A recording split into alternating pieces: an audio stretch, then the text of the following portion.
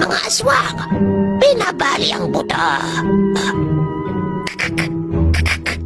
Walang respeto sa pinakamalakas na nilalang. Walang respeto kay Haring Balaw. Natutuwa daw siya sa mga kalabaw dahil kawangis mo. Mukha daw kambing. Napakapangit. Ano? Sinong pangit? Sabihin mo sa higanteng bulate na yan. Antayin niya ang pagdating ko.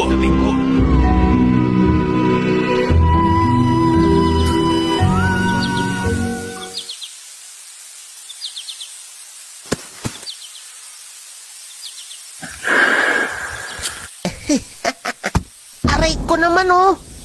Ano ka bang kambing ka? Bakit mo kailangan mambato?